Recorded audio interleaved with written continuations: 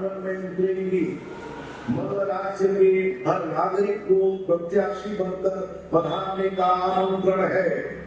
रात में श्री श्रीमती अपने इच्छा अनुसार किसी भी नागरिक को एक रात के लिए सूर्य की अंतिम किरण से सूर्य की पहली किरण तक उपपति के रूप में चुनेंगी। सुनो सुनो सुनो।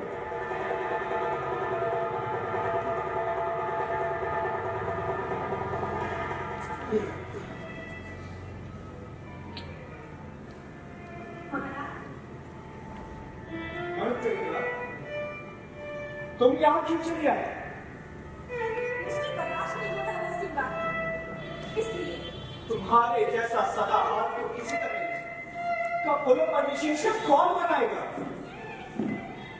क्या बनाना? कमल या शम? अभी महादेवी से पूछा, किंतु उन्होंने कोई उत्तर नहीं दिया। वो तो जैसे बिल्कुल जड़ से ही गई है। ना ही उनके कानों तक कोई बात जाती है, ना ही उनकी कोई प्रतिक्रिया होती है। कहती है कुछ भी बना दे। क्या अच्छा, महत्रिका, एक बात पूछूं? जी बता। तुम तो महादेवी को बचपन से जानती हो। क्या ये बात सच है कि मुझसे ब्याह होने से पहले वो किसी की बात करता थी? जी बता। कौन थे? उन्हीं के दरिद्र नाम था प्रत्युष। किंतु अवैध बड़े व्यापारी हो गए। रहने का यही काफी आनंदी है, किंतु बुरा यहाँ भी एक काफी।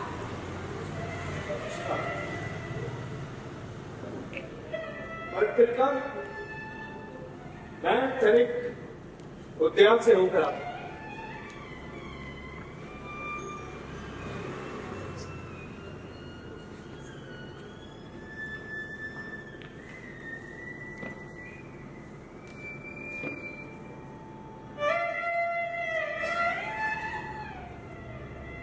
मंत्रिका,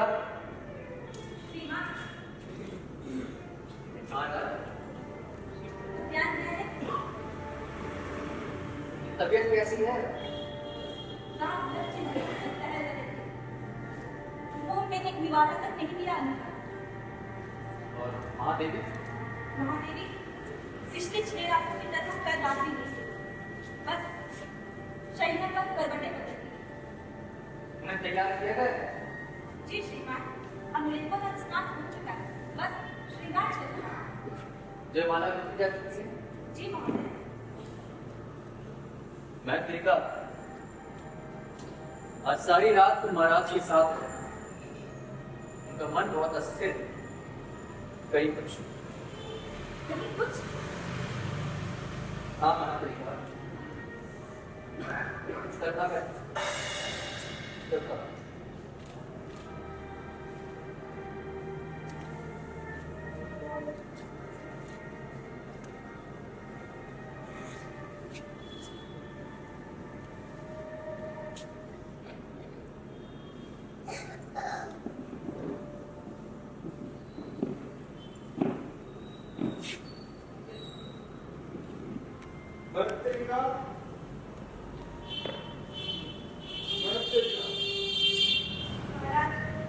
क्या देख रही हो?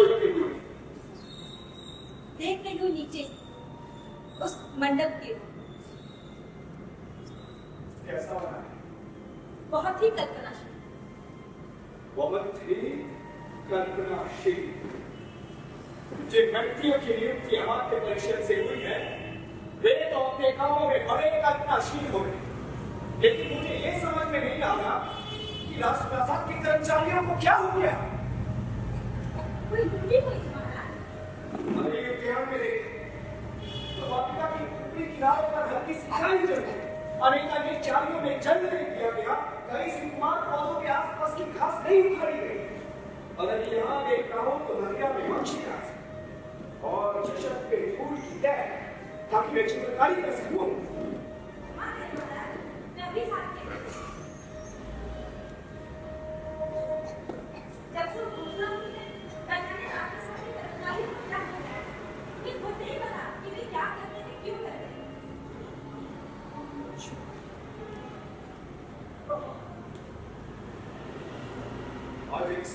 जी कुछ याद ही नहीं रहा। अभी यही जानने का प्रयास कर रहा था कि वर्ष कौन सा है, तो कुछ हिसाब नहीं बना। संवत की संख्या की जगह महीनों के नाम आ गए। फिर उन महीनों के नामों के स्थान पर दिन की तिथि आ गई और तिथियों के क्रम के बीच महाराज, आप बहुत रात है महाराज, आपको विश्राम क्या करता है? विश्राम। सावधान, महामंत्र राजद्रोही एवं सेनापति महामंत्री पधार रहे हैं।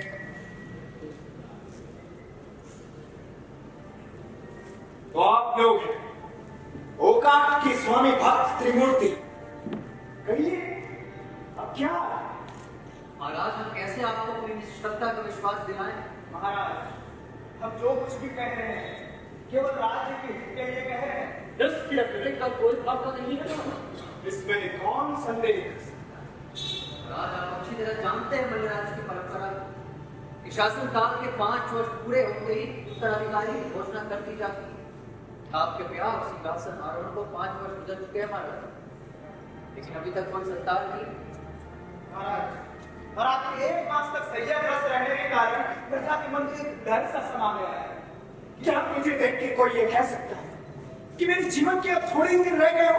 कोई नहीं कर सकता, लेकिन जो आपको देख ही ना पाए उन्हें इस आशंका से बचाने का कौन सा उपाय है महाराज? और अगर हो भी तो कब तक उसका सहारा लिया जा सकता है महाराज? कभी ना कभी तो समस्या का सामना करना ही। क्या समस्या? कैसी समस्या? महाराज, स्वयं को भुलावे में मत डालिए। सच्चाई की साक्षात्कार जितनी जल्दी कर ली जाए, अपने आप को संभालने में उतनी आसानी रहती है। याद रखिए, संसार में कुछ भी असंभव नहीं। तो मुश्किल होती है महाराज। और राजा ने अपनी अपनी आस्ती का क्या नहीं होगा? और ये कहने में आपको कितना आनंद मिल रहा है महाराज। दुख तो इस बात का है कि आप हमारे साथ सहमत नहीं हो रहे। अरे कैसे हो जाओ सहमत, जबकि आप लोग मेरे नाम को एक कंदुक की तरह ठोकर मार के सारे राज्य में उछाल देना चाहते हैं। आपके नाम की चिंता हमें आपसे अधिक है महाराज। क्या ये योजना इस राजवंश के नाम को बनाए रखने के लिए नहीं? लेकिन कैसा है ये बनाने का ढंग, और इसका रूप क्या हो? हे भगवान, संसार की सारी ग्लानि क्या मेरे ही भाग्य में आनी थी? महाराज, आप इस बात को लेकर व्यर्थ क्यों उलझ रहे हैं? जिसकी आंखें नहीं होगी, अगर उससे कोई अंधा कहते तो क्या उसका मान हो जाएगा? लांछन तो उस पर लगना चाहिए जो लांछन लगाता है। ऐसी कमी के लिए आदमी पर दोषारोपण करना जिस पर कोई वश नहीं, किसी भी दृष्टि से संगत और उचित नहीं पाता। लेकिन ये ऐसी कोई कमी नहीं है जो इस सबसे कोमल मर्म बिंदु से जुड़ी है। लेकिन आप लोग ये नहीं समझे। आप लोग तो पुरुष हैं ना, संपूर्ण पुरुष। अपने इस दुख में आप अकेले कैसे मारा? महाराज, हम भी शासन तंत्र के मंत्र हैं, आपसे जुड़े हुए। अंधकार के क्षणों के हम भी भागीदार हैं। नहीं है। अगर होते तो ऐसा क्रांतिकारी पद उठाने का पालन आप लोग नहीं करते। महाराज, ये पद उतना क्रांतिकारी नहीं है जितना कि आप समझ रहे हैं। आजकल भी नियोग की प्रथा है। 2 साल पहले 3 साल पहले अवंती राज्यों में इसी प्रकार उत्तराधिकारी प्राप्त होता है। और इन दोनों ही राज्यों की महिषियां गर्भ प्राप्ति के हर जगह में बोलिए मेरे सामने वो शब्द, मुझे इस शब्द से घृणा है। महाराज, इतिहास साक्षी है कि वर्षों से कथा चली आ रही है। एक पांडव का जन्म नियोग के द्वारा ही हुआ था। उनमें से कोई भी अपने पिता की असल संतान नहीं थी। और जब तक मनुष्य जीवित रहेगा, ये प्रथा चलती रहेगी महाराज। हाँ महाराज, जब तक मनुष्य जीवित रहेगा ये प्रथा चलती रहेगी। क्या प्रमाण है इस बात से कि हम 4 लोग जो यहाँ खड़े हैं अपने अपने पिता की? हो सकता है कि मेरा वास्तविक पिता वो शिक्षक हो जो मेरी मां को शिक्षक बनाया। क्या इस बात की संभावना नहीं है हमारा? महागणाधिकृत के पिता सही मानव में चक्रपुर के मंडलेश्वर हो, जो यहाँ राजधानी में रहते समय इनकी मां के पति के गहरे मित्र हो। क्या ये बिल्कुल संभव है हमारा?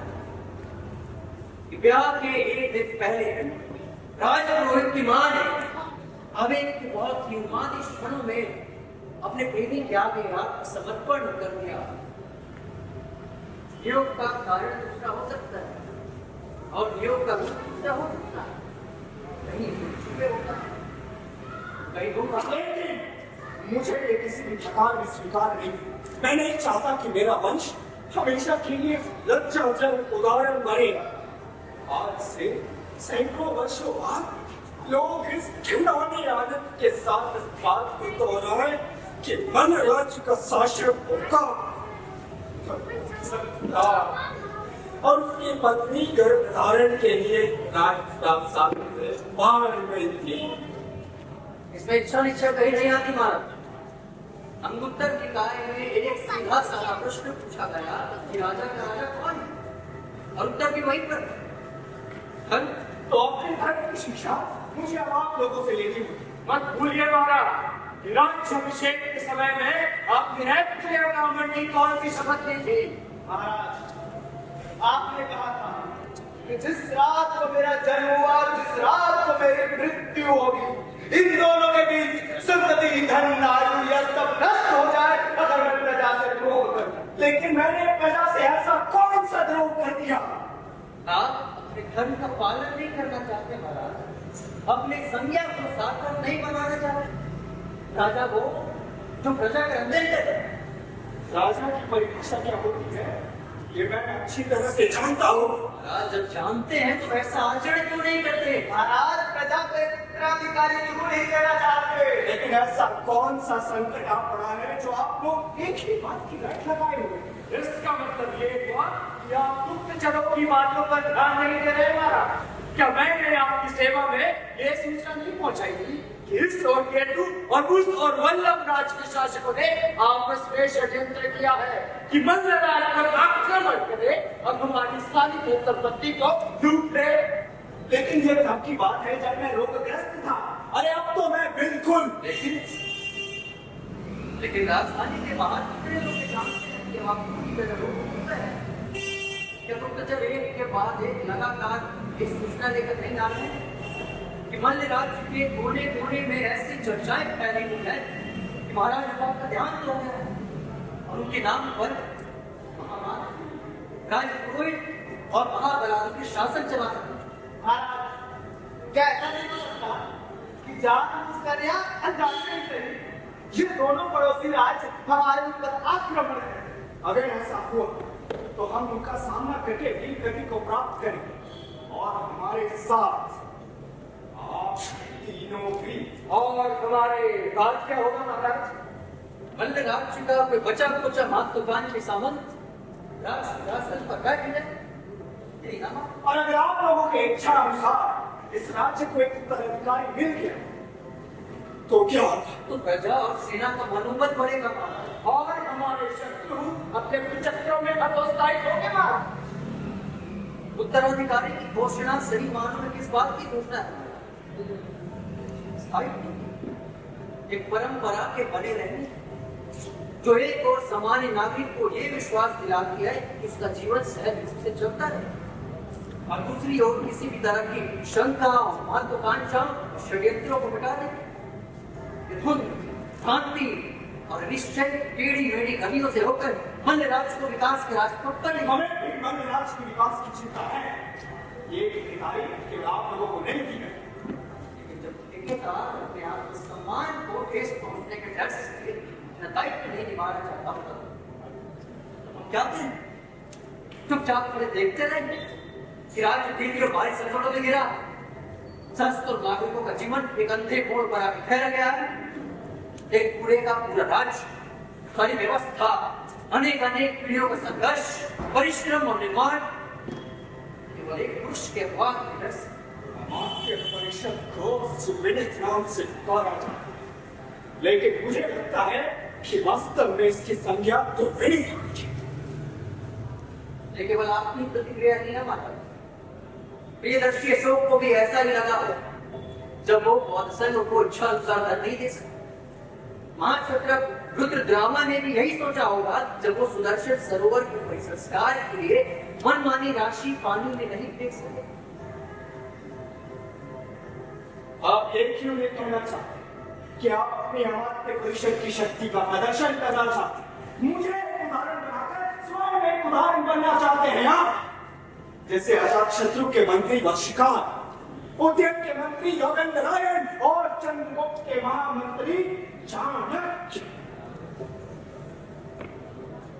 महाराज, आप जिस मनोस्थिति में हैं उसमें ऐसी शंका करना स्वाभाविक है। पर ऐसा कोई उपाय नहीं है जिससे हम अपनी निश्चलता प्रकट कर सकें। समय हो रहा है महामात्य, हमें शीघ्रता करनी चाहिए। हाँ, मातृका, मातृका,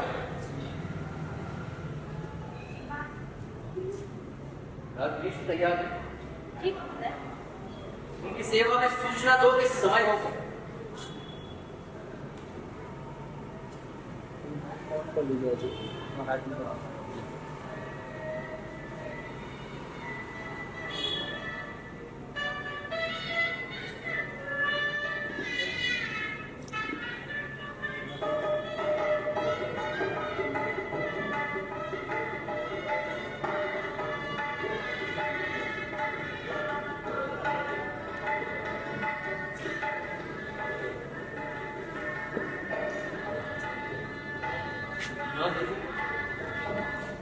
नहीं समझ पा रहा हूँ कि इस घड़ी क्या है। बस यही आशा करता हूँ कि आप स्थिति की अनिवार्यता को समझ हमारी विवशता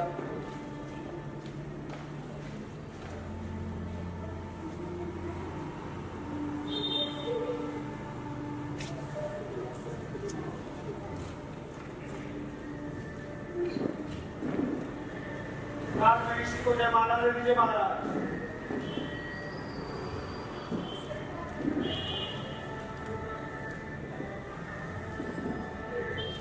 महाराज, अब मैं जो कहूँ उससे घबराइए। कहिए।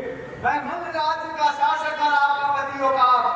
अमात्य परिषद के इस निर्णय से पूरी तरह सहमत हूँ कि आपको गर्भ सिद्धि के लिए 3 अवसर दिए जाए। ये पहले अवसर की बेटा है। कहिए महाराज। आकाश,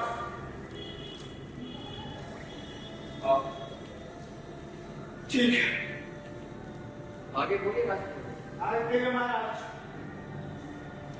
सूर्य की अंतिम किरण से सूर्य की पहली किरण तक आपको उपपति चुनने का अधिकार देता हूँ। कहिए महाराज। कह दीजिए महाराज। हमें बोल रहा है अधिकार देता हूँ। महाराज, कृपया बुरा वाक्य कह दीजिए। क्या तो दिया है? आप लोग कभी खड़ी कर लीजिए। जी।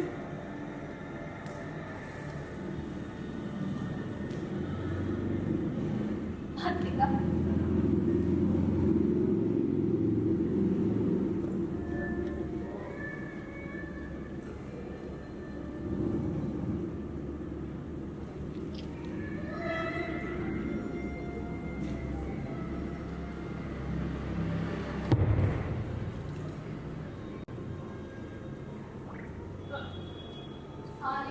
नहीं, अब ये संबोधन आज के लिए इसका बात दूसरा। सुन रही हो मंगल वाद्यों को? इनमें कितने कोमल इंद्रियों की उमंगे हैं। सुना है बहुत दूर दूर से आए हैं लोग, प्रत्याशी बनकर तुम्हारे लिए एक एक दिन में 50-50 योजन की दूरी मापने वाले धावकों का पूरा जाल बिछा दिया गया है। मल्ल राज्य के इस कोने से लेके उस कोने तक एक ऐसा जगह नहीं बचा जहाँ ये घोषणा नहीं सुनी हो, और एक ऐसा आदमी नहीं बचा जिसने इस घोषणा को नहीं सुनी हो। बाहर उसी बात को लेकर क्यों नहीं सुनी? एक सप्ताह से एक एक गली, एक एक मार्ग, एक एक सड़क, सब जगह सुनने की है घोषणा।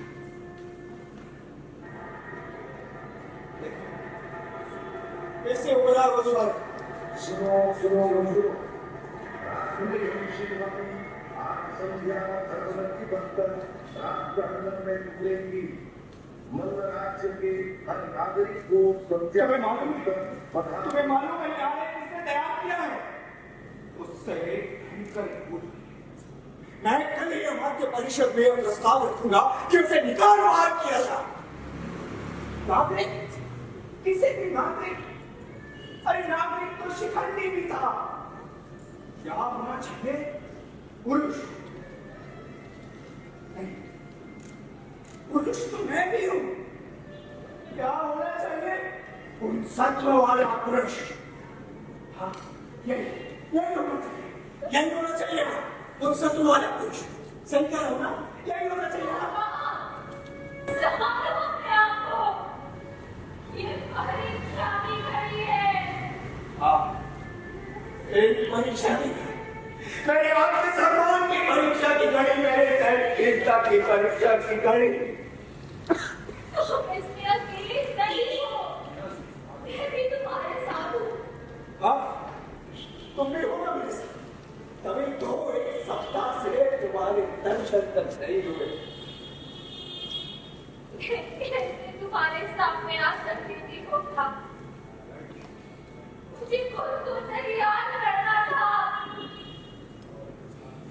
सारे संस्कारों में जाल चिन्ह भिन्न करके, मूल्यों मर्यादाओं को तोड़ के, अपना पूरा मनोबल इकट्ठा करके मुझे इस घड़ी तक पहुंचना था। इसलिए तुम्हें आवश्यक थी, अनिवार्य नहीं। तो अब तुम तैयार हो? हाँ, तैयार हूँ। किसके लिए? अपने धर्म के पालन के लिए। क्या लिखी? धर्म घटी। हाँ, धर्म घटी। तो सोच लिया अपने अंशशाही होने का सौभाग्य कैसे पुरुष करूं? किस तरह बोल रहे हो तुम? किस तरह बोल रहा हूं? इसमें मेरा तो कोई दोष नहीं है। मैंने कहा है, सीधा सा तो एक प्रश्न पूछा है कि प्राथमिकता किसे दोगी? रंग को, रूप को, या फिर स्वास्थ्य को? ओंकार! तुम जानते हो मैंने स्वीकार कर लिया था। क्या? तुम्हें तुम्हारे मेरे क्या? जो जैसे भी हो। धन्यवाद। अब मेरा वो मतलब नहीं था जो तुमने लगा लिया। मैं तो बस इतना कहना चाहती हूँ कि मैंने जीवन के हिसाब को स्वीकार कर लिया था और कभी नहीं सोचा था कि ऐसा भी कुछ।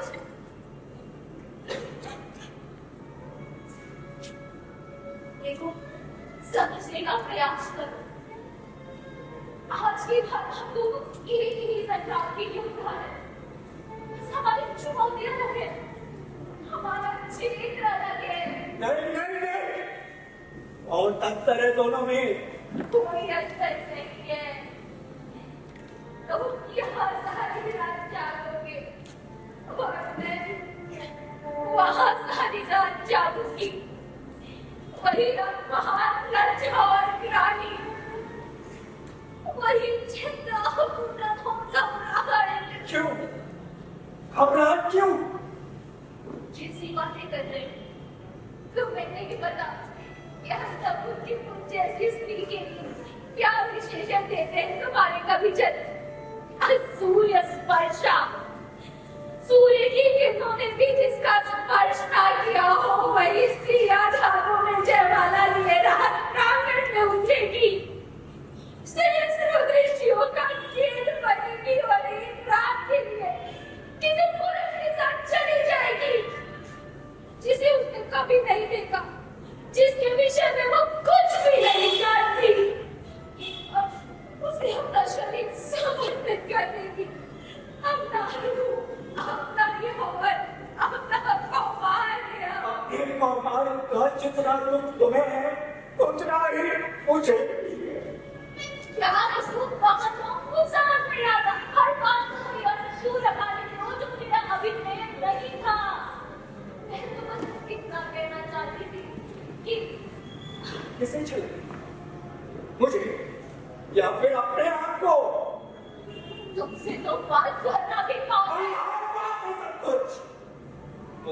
बात नहीं, मेरे साथ रहना, मेरे साथ सोना, सब बात और मेरे साथ होगा। मैं तुम्हें सवाल क्या अपने आप को कुछ समझ नहीं आता, कुछ समझ नहीं आता। जो समझना ही नहीं चाहते तो मेरे लिए कोई कुछ नहीं कर सकता मालूम। आगे स्वीकार है, मेरे लिए कोई क्या कर सकता है। सोचती हूँ हर खाम जाती हूँ, एक अनजाना भवन का शहर का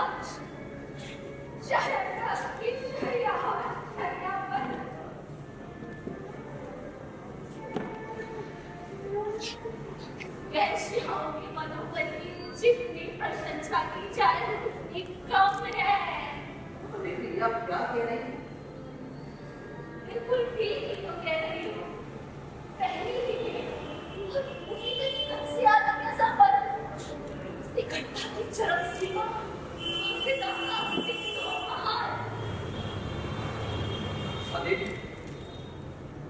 स्थिति का सामना आपके लिए सरल हो जाए अगर आपकी दृष्टि केवल अपने लक्ष्य की हो।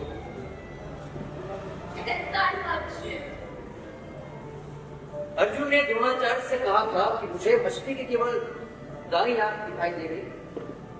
मैं समझी नहीं। नारित्व की सार्थकता किसमें किसमें है? मातृत्व। मातृत्व। हाँ मातृत्व। क्या आपको अपना ये अभाव नहीं पसंद? क्या आपके मन में ये इच्छा नहीं जागती क्या आपके कक्ष में एक शिशु पितारी मारता हुआ दौड़े, दर्पण जैसे स्वच्छ वर्ष पर अपनी परछाई देखकर चमत्कृत हो, हंसे तो पल्लव जैसे कोमल नखरों के पीछे नन्हे मुन्ने दांत चमके, तो आंखों से मोर की जैसे आंख झलके। वो संबोधन जो कह सकते हैं कि सारी मानवीय सभ्यता और संस्कृति का बीज आप भावना के दोनों ही छोरों पर अकेले खड़े। एक अभाव को नहीं भरा जा सकता, लेकिन जहां तक दूसरी कमी का प्रश्न है आपको तो संतुष्ट होना चाहिए। संयोग से आपके सामने एक ऐसा रास्ता खुल गया जहां मर्यादा को भंग किए बिना आपको संतान कैसे विधि मिल सकती। अपने मन को हल्का कीजिए महादेव, ये सोचकर कि केवल एक रात का प्रश्न है। व्यास के साथ जा रही है और सूर्योदय के साथ लौट आई है। आप सोचिए बस एक क्रिया में से निकलने के बाद औपचारिकता खाना उन कुछ क्षणों के लिए अपने आप को भूल जाए, बिल्कुल पीड़ा छोड़ दे अपने शरीर, पांचों इंद्रियों को चेतन करके अपने भक्तन को निर्जीव बना ले और केवल खाली परिणाम की ओर देखे। अबोध मुद्रा गाली करके दूधिया दाम नारित्व की सार्थकता मातृत्व की तृप्ति। सोचिए महादेव, सोचिए महादेवी, सोचिए सोचिए महादेव।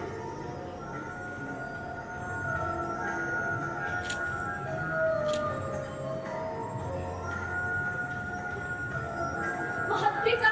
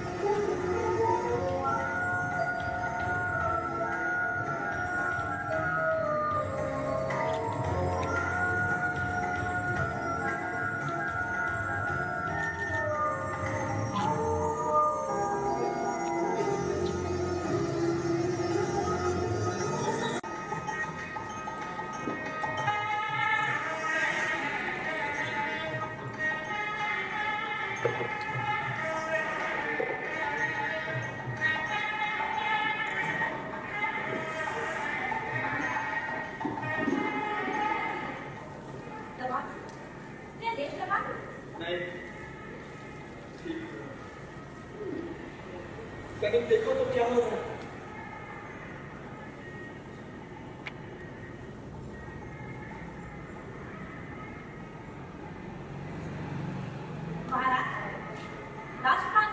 नागरिकों से भरा पड़ा है और सैनिक उन्हें अंदर आने से रोक रहे हैं। मंडप के बीचों बीच बलराज जी का ध्वजा फहरा रहा है और ठीक उसी के सामने खड़े हैं महामाते, उनके दाईं ओर राजपुरोहित और बाईं ओर महाबलाधिक और सबकी दृष्टियां महादेवी पर है। महादेवी हाथों में जयमाला लिए मतबंधन गति से आगे बढ़ रही है। किसी को देख के तनिक झुकती तो परिचारिका तुरंत उनके कानों में उनका परिचय देती। तोरण पर तोरण, स्तंभ पर स्तंभ सब छूटते जा रहे हैं और सबकी दृष्टियां महादेवी पर है। महाराज, राजप्रांगण में एक रथ आता हुआ है।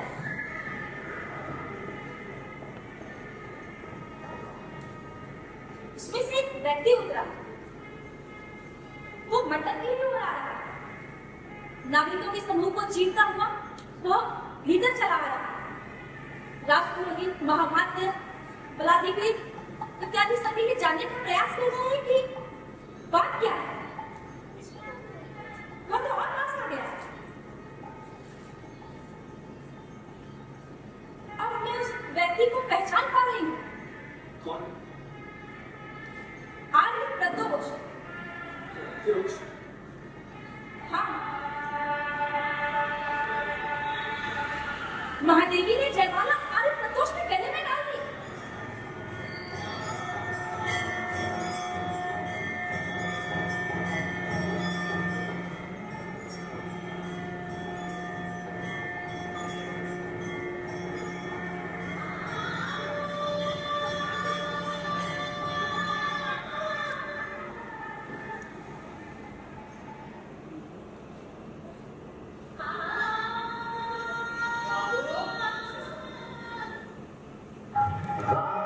एक बहुत बीत गया।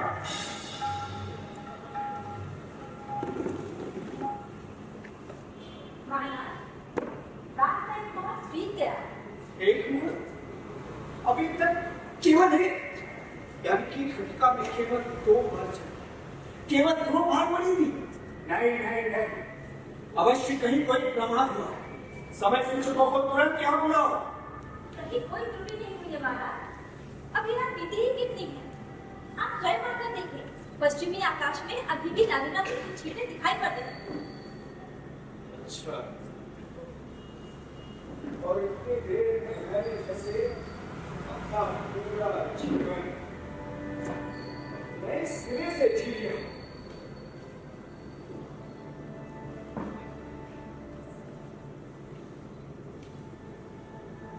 महाराज, थोड़ा कुछ ग्रहण करके शरीर का पालन तो करना ही होगा।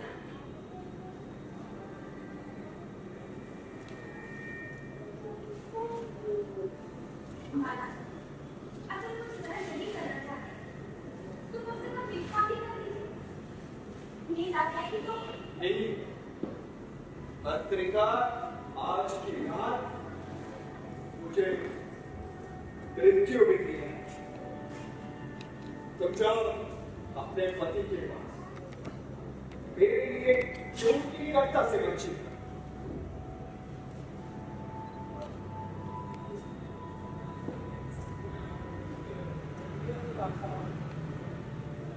क्या तुम गई नहीं? मेरे यहाँ नहीं है। किसी राजकीय काम से श्रावस्ती गुजर गए। पत्रिका, अगर वे आज यहाँ होते तो क्या आज की रात? महाराज, पत्रिका बताओ मुझे, पूछ मत कर। कुछ कह नहीं सकते। कई बातों पर निर्भर करता है। जैसे मेरी मनोस्थिति, उनकी मनोस्थिति, कार्य की अधिकता, कार्य की कमी, मेरी शारीरिक अवस्था, बच्चों को लेकर हमारा निश्चय है। पत्रिका, तुम्हारी अभी तक कोई संतान नहीं? हम अपनी योजना के अनुसार चलें। पत्रिका, आज की जैसी रात संतान होती है। महाराज, आपने कुछ सोचिए तो। मैं जानता हूँ पत्रिका कि ये सब तुम्हारी व्यक्तिगत बातें हैं और मेरा तुमसे कुछ भी पूछना उचित नहीं है, लेकिन तुम्हें नहीं, तुम्हें नहीं मालूम ये सब जानने को मेरा मन कितना आकुल रहता है। मेरा कोई मित्र नहीं, कोई अंतरंग नहीं। ये रात सिंहासन एक अतिरिक्त द्वार है मेरे लिए, जिसे रात के ना तो मैं सोर जा सकता हूँ और ना तो कोई सोर से शोर आ सकता है।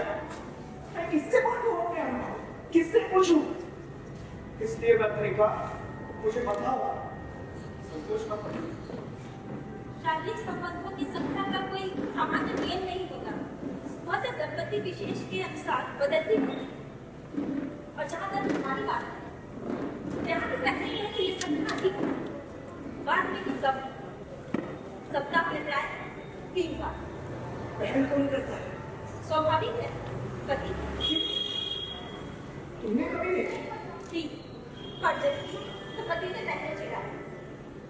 अच्छा, वैसे ये सब शुरुआत में सब बेभार सा लगता है, बाद में तो सब कभी बात होता है। बाद में सब रविवार हो जाता है। चलो, आप हंसे तो सही।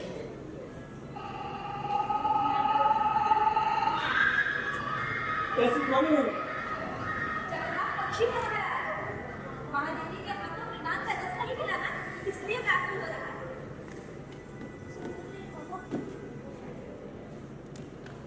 चारों जागेंगे सारी रात, चक्रवाक, मैं, कुमुदनी और चंद्र।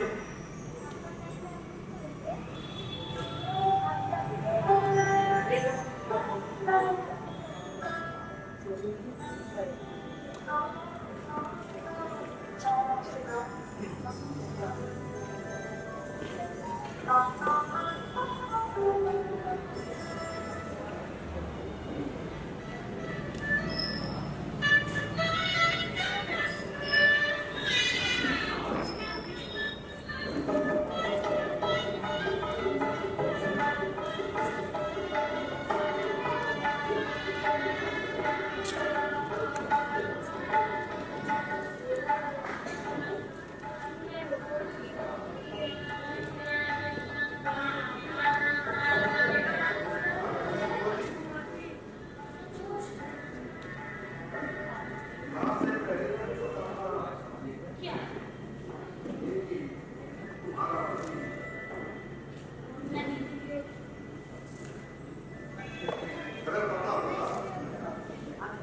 तो क्या हृदय में कोई परिवर्तन आने का?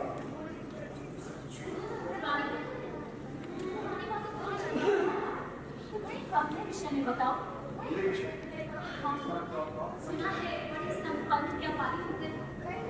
हाँ, हमारे यहाँ की बात को जाना, बिना कहीं देर है, ना श्रद्धा है, ना नीति है तो केवल मुद्रा, व्यक्तिगत स्वार्थ। उस दिन से मैंने संपूर्ण जीवन को दृष्टांत कर दिया, मुद्रा संकट है। देखो, आज मैं बन गया मुद्रा राक्षस।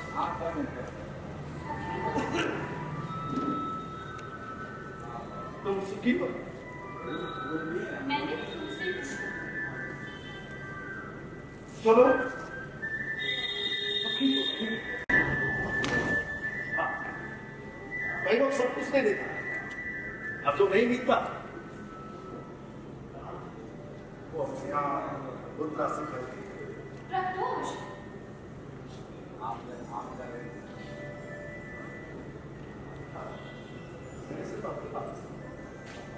मेरी पूरी कर रहे हो। महाराज मिल गए। निर्णय तो यही जाना मैंने। बधाई हो।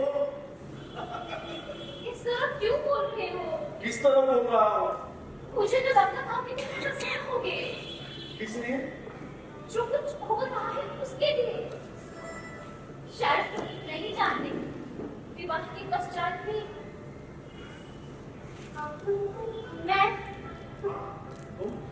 मैं अब तक कुमारी।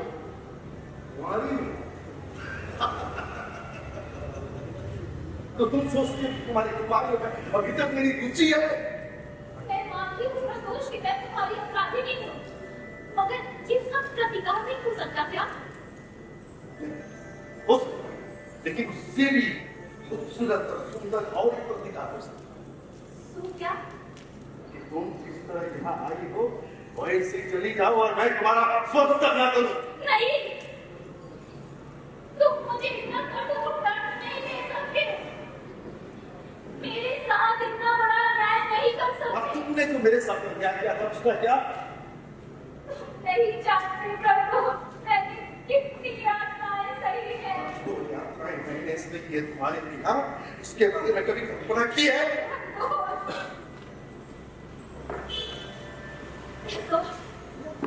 बहुत पहले मैंने विष कन्या के बारे में सुना था कि कैसे तले तले विष सिंकर उन्हें बड़ा किया जाता है। मैं क्या थी प्रभु, इतना बड़ा परिवार और पिता की स्थिति का है।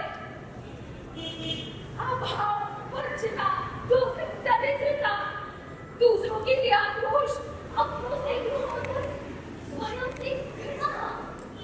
मुझे तो शुरुआत से यह सब कुछ मिला है और शायद तुम्हें भी मिला है ना? तुम्हें बताओ, अगर तुमसे विवाह करके मैं इस नए घर में आती और यहाँ पे मुझे ये चार व्यक्तियाँ को जो रूखा सुखाई करना, तुम क्या मेरी प्रकृति का ये विषयों का अपना प्रभाव से दिखाता? राजमहल में जाकर ये विषेलापन अमृत में बना। नहीं प्रभु, कुछ भी नहीं बनता। तभी तो मेरी मातृत्ता होते हुए भी देखोगे। नहीं प्रभु, मुझसे गलती हो गई, मुझे क्षमा कर दो। मैं विवाहित प्रभु। मुद्रा के लिए, राजभोग के लिए। तुम कब से इतने कठोर वचन कहने लगे? और वचन मैं नहीं कह रहा। एक हृदय, कोमल हृदय समय माना के साथ साथ कठोर हो जाता है। शील? क्षमा चाहता हूं। शील नहीं, महारानी शीलवती। ऐसा मत कहो प्रभु, श्रीमती है तुम्हारी शील। कहो ना प्रभु, एक बात और कहो ना। तुम्हारे मुख से यह संबोधन सुने कितना वर्ष गुजर गया प्रभु, एक बात कह दो ना। शील कहो ना प्रभु।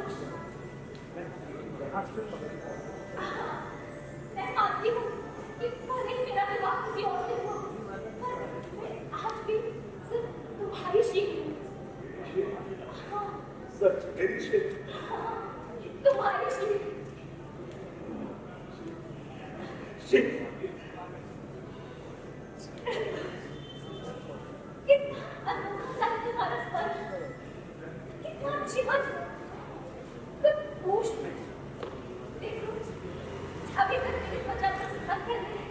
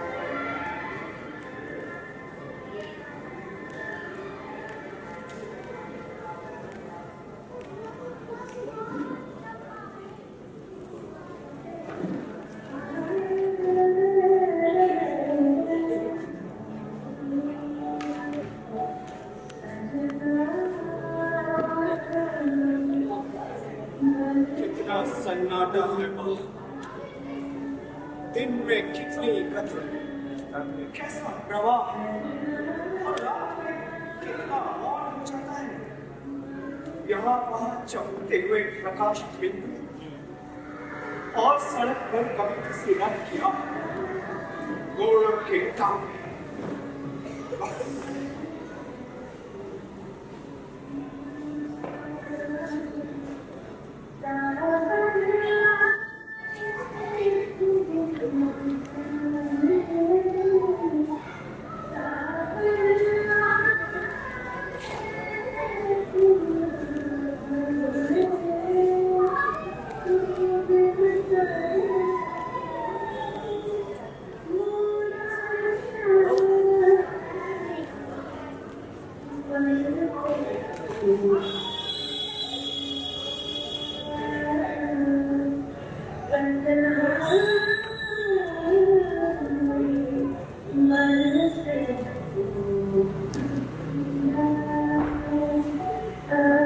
बंद करो, बंद करो लेकिन।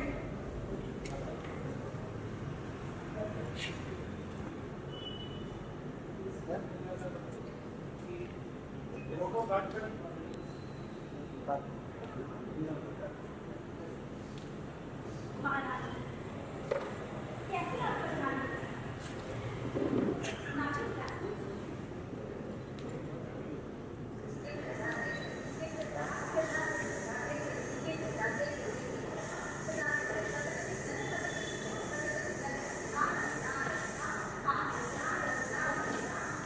मधुरिका कितनी सुंदर, ये मधुर आंखें, ये रसीले फूल, कामना के भीतरी से भीतरी रेशे को झुलसा कर रात करते ऐसे दहकते अंग प्रत्यंग कि घोड़ाए हुए हाथी सा संभाले न संभलता हो ऐसा उन्मादी यौवन कि जो तुम्हें अकेले बिठा ले तो मर्यादा की रोशनी का कमल तलकों की तरह चिंदी चिंदी हो चुकी। लेकिन तुम निश्चिंत, तुम्हारा पति निश्चिंत है क्योंकि तुम मेरे पास इस धरती के किसी भी युवती का मुझसे कोई डर नहीं। जो मेरी आंखों को भाए वो भी सुरक्षित, जो मेरी बाहों में समाए वो भी सुरक्षित, और जो मेरी शैया बनाए वो भी सुरक्षित।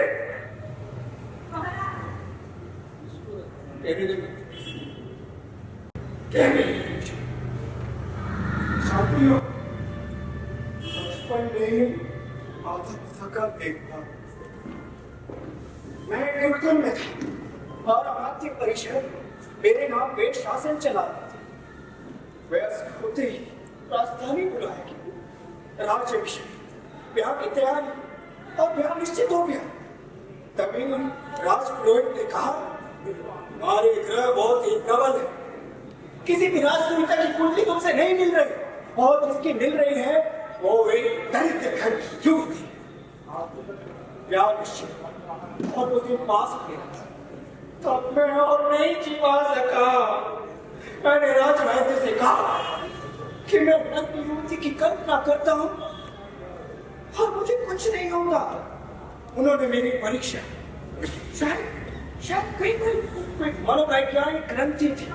बचपन में ही अनाथ हो जाना, किसी से घुल मिल ना पाना, बहुत अकेला हो जाना, बहुत चुप, बहुत भीड़, बहुत संवेदनशील, आत्मविश्वास की कमी, स्वभाव का ठंडापन, एक के बाद एक व्याधियों के आक्रमण।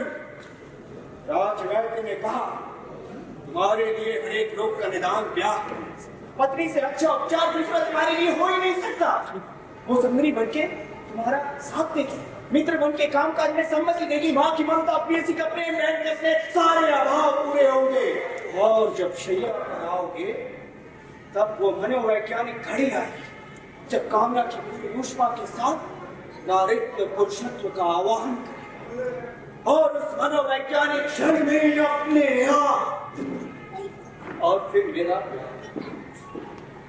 मैं अपने बाहों में भर लेता, उसकी कचरानी आंखें, उसके लाल होठों के फड़कते हुए कोने, चुंबन की अटूट कड़ियों के साथ मेरे रक्त का संचार बढ़ता। मैं कांपती उंगलियों के साथ उसके निरी बंधन खोलता, थरथराते हाथों से उसके वक्त से अंशु कर रहा था।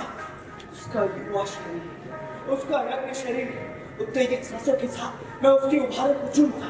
मेरी धड़कनें तेज, मेरी सांसें अवरुद्ध, मेरे माथे पे सोए कुल्लू छलछलाते, मेरी देह की एक नजदीक के टूटने को आती।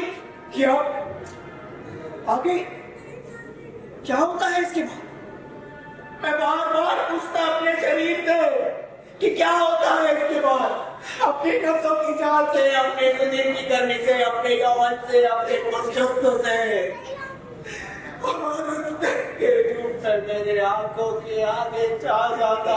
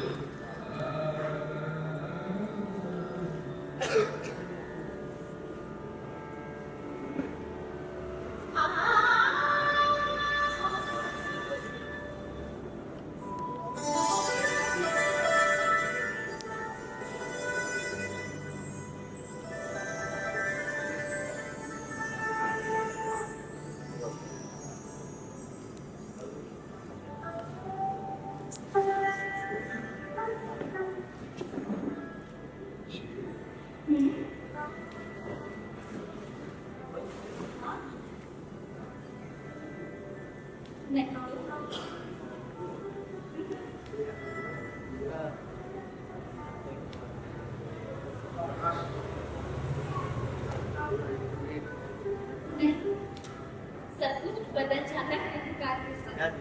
जादू जाते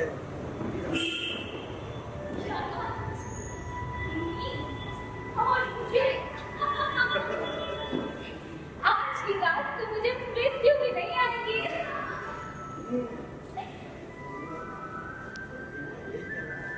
कितनी अच्छी बहन है ना।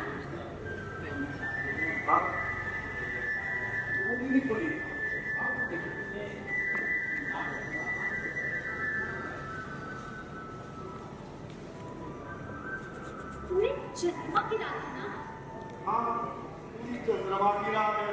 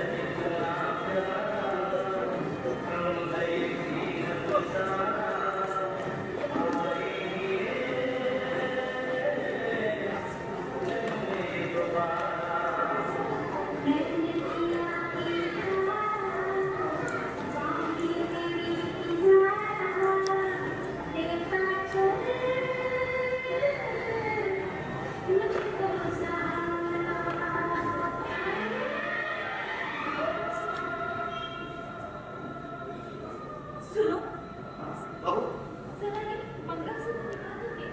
और चुप रहा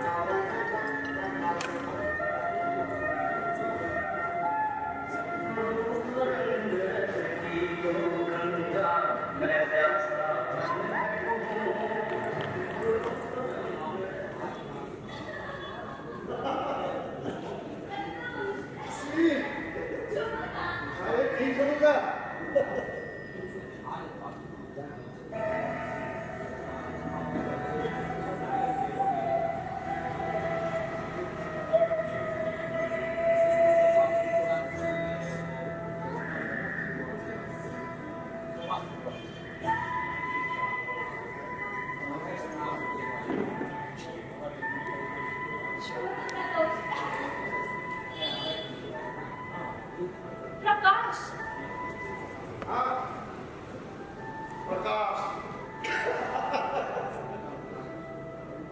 चलो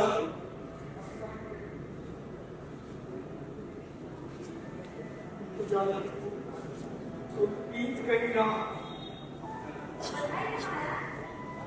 उजाला, हाँ उजाला बीत गई ना।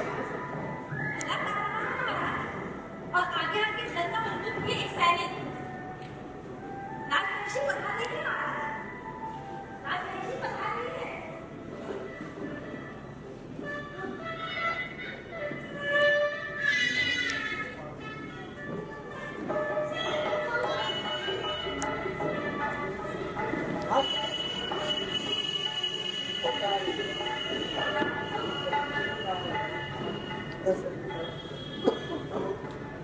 कैसी बीती ना।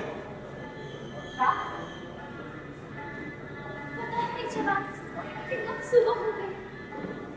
ये क्या नशा हो रही है? अस्तव्यस्त वेश, श्रृंगार के भरवशेष, उलझे हुए बाल और ये गंध कैसे? अंगना, नहीं, गुरुजी, लक्ष्मण, नहीं, सुन ले। अरे नहीं नहीं, कुछ भी नहीं। तो फिर सुनो, पहचानो, श्रीमती, इस गंध से तुम्हारा कोई वास्ता नहीं। अगर होता तो कल की रात न तुम्हारे जीवन में आती और ना ही मेरे। श्रीमती, मंत्रिका, माँ देवी के स्नान की व्यवस्था करो। नहीं, अभी नहीं। जैसे मोहरा कमर की संदूक में बन जाता है, वैसे ही बन गई मैं। इससे पहले कि आप उठ जाए, इसे अपने अस्तित्व के साथ एक आधार में लेना चाहती हूँ। अपनी चेतना की सतह पर झांक लेना चाहती हूँ। अपने रोम रोम में बसा लेना चाहती हूँ। जानती हूँ कि कुछ बुरा क्या है सच में। आलिंगन के निकटता, चुम्बनों का तनाव, प्रचिन्हों की सरकार। बस, बस, क्या हो गया? सहन नहीं वाला। जानती हूँ, कल रात के वक्त कितना कुछ पाया है मैंने, तो दूसरी ओर यह जाना कि अब तक कितना कुछ खोया है। खोने से पाने का संतोष और पाने से खोने का आक्रोश, कितना सुख दे सकता था मेरा शरीर कल रात मैंने जाना। पता है, जब वो शरीर गिरती है तो व्यक्तिगत इतिहास बनता है। घटनाओं की पूरी प्रक्रिया, अलग-अलग स्वभावों पर एक दूसरे की प्रतिक्रिया की जानकारी देने का हमें लेने की व्याख्या और मेरी समझदारी में हमें कभी नहीं आती। तो ये मेरी समझोगे, पर तुम्हारे साथ मैं भी जानकारी से वंचित रहूं। क्यों? किसलिए? वैवाहिक बंधन की कुछ मर्यादा भी होती है। आई है मैंने, मगर 5 वर्षों तक वो मर्यादा निभाने में जो संतोष नहीं मिला, उतना सुख उसका एक राहत में मिला है मुझे।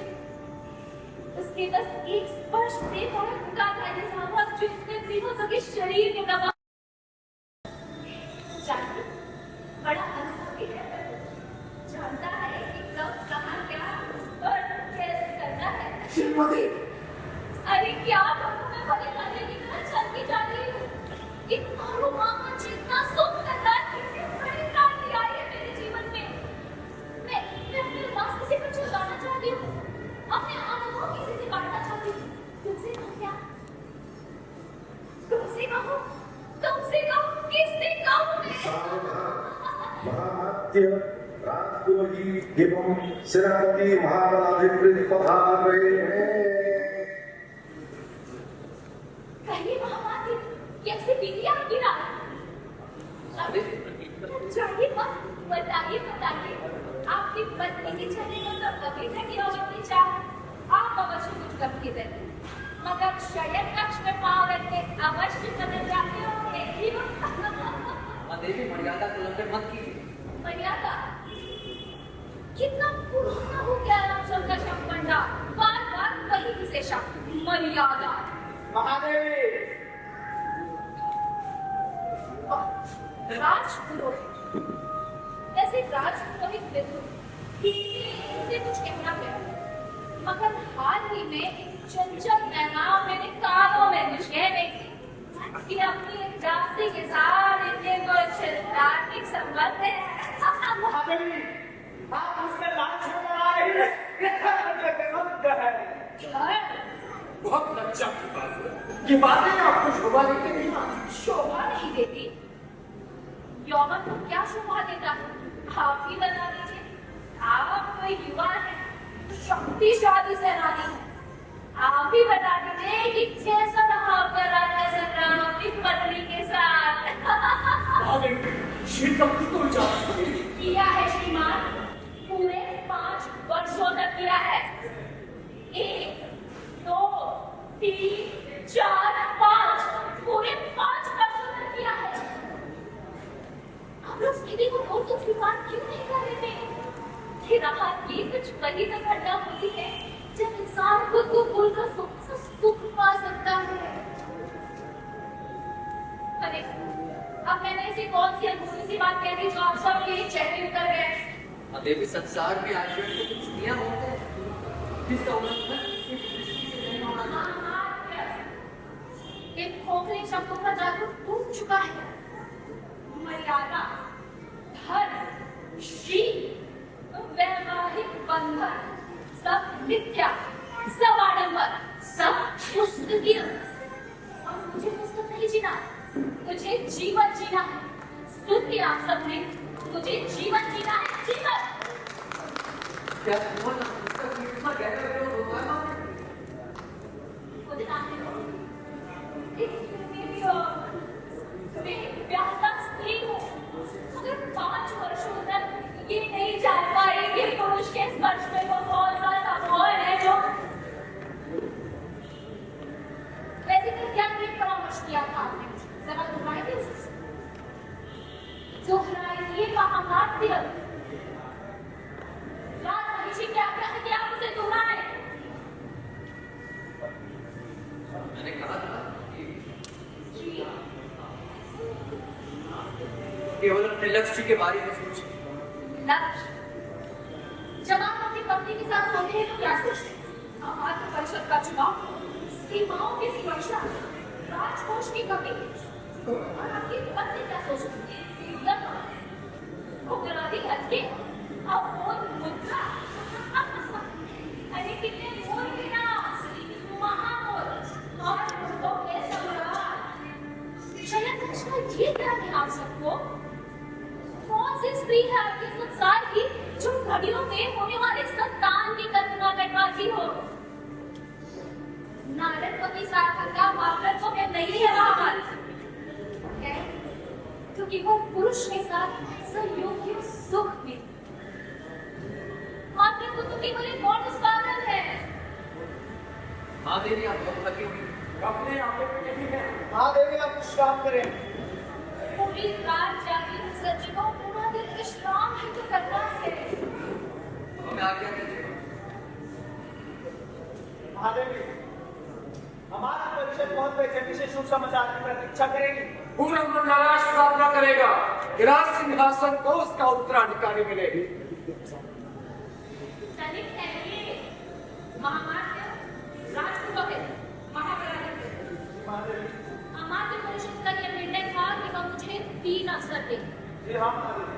तो जाइए और घोषणा कर दीजिए कि आज से 1 सप्ताह बाद राजमहिषी श्रीमती धर्मनटी बनकर राज प्रांगण में उतरे। परंतु महादेवी कुछ दिन तो प्रतीक्षा तो करेगा। अगर रास्ता को परिणाम हो तो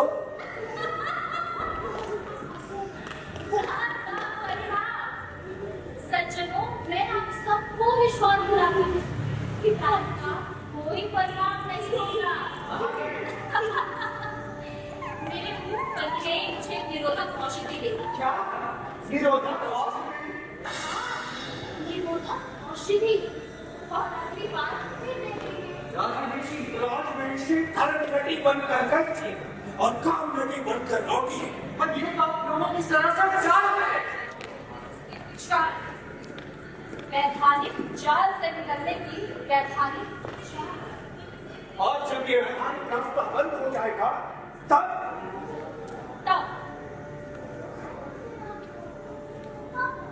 तब देखा जाए। वैसे महाराज, जब आवश्यकताएं होती हैं तो रास्ते अपने आप खुलने लग जाते हैं। अच्छा, अब तुम किसी मर्यादा का पालन नहीं करोगे। नहीं करूंगी तो अरे कितनी ऐसी युवतियां हैं जो विवाह से पहले हमारी नहीं रहती और मैं ज्यादा प्रतिदिन ब्रह्मचारिणी थी। क्यों और कब तक? मैं एक मामूली स्त्री हूँ। जब शरीर की आदत से जीती हूँ तो शरीर की आवश्यकताओं को नहीं नकार सकती। तुम इस हद तक जा सकते हो अपने स्वार्थ के लिए। स्वार्थ?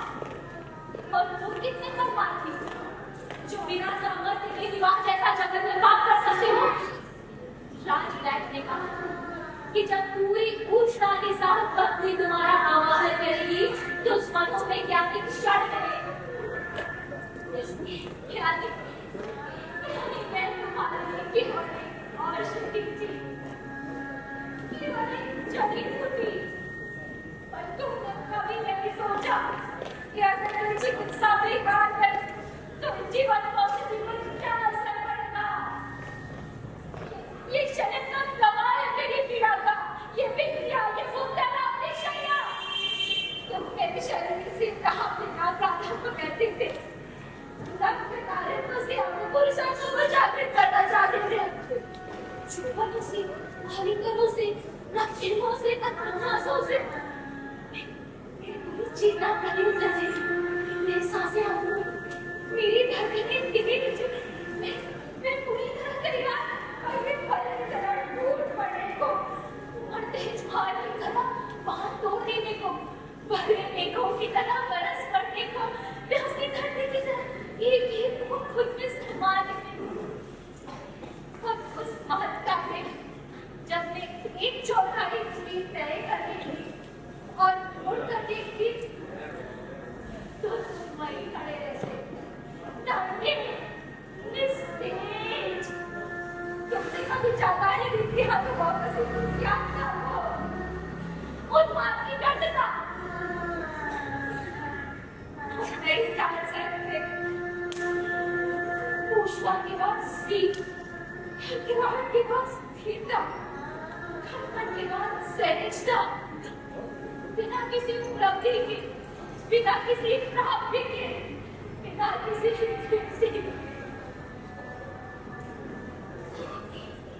कहो, कौन से स्वार्थी? मैं या तुम? या तुम?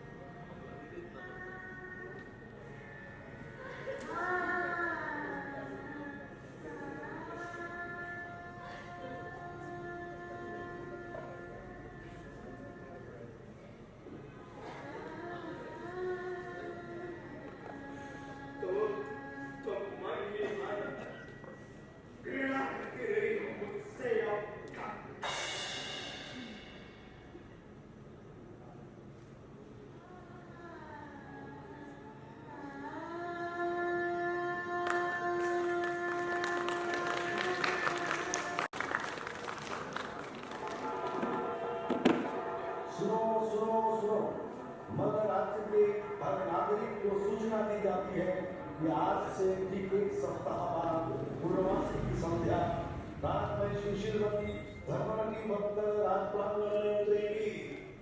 मध्य राज्य के हर नागरिक को प्रत्याशी बनकर पधारने का आमंत्रण है। रात में सुशीलवती अपनी इच्छा के अनुसार किसी भी नागरिक को एक रात के लिए सूर्य की अंतिम किरण से सूर्य की पहली किरण तक उपपति के रूप में चुनेंगी। सुनो सुनो सुनो सुनो सुनो